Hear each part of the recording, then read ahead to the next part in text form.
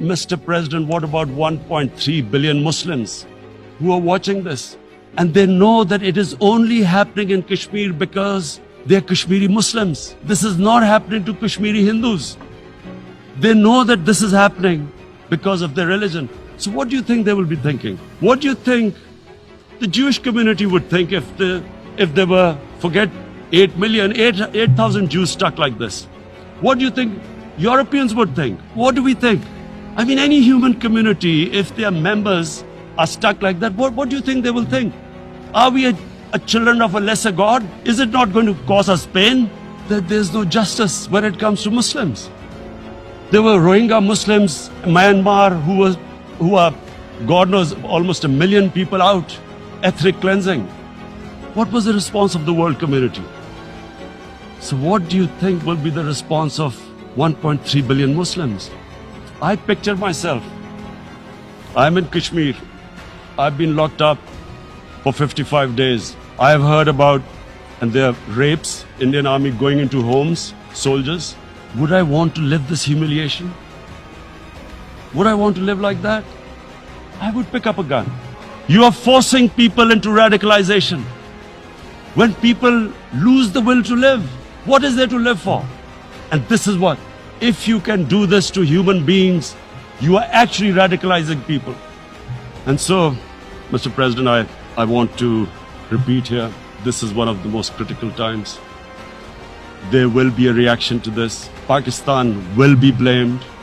Two nuclear-armed countries will come face to face like we came in February. And before we head in that direction, the United Nations has a responsibility.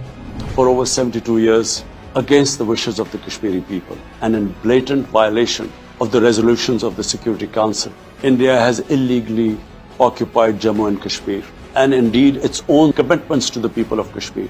On 5th August last year, India illegally and unilaterally sought to change the status of the occupied territories and deployed additional troops, bringing the total number to 900,000, to impose a military siege on 8 million Kashmiris. All Kashmiri political leaders were incarcerated. About 13,000 Kashmiri youth were abducted and thousands tortured. A complete curfew was imposed, accompanied by a total communications blackout. The international community must investigate these grave violations and prosecute the Indian civil and military personnel involved in state terrorism and serious crimes against humanity being perpetrated, I'm sad to say, with complete impunity.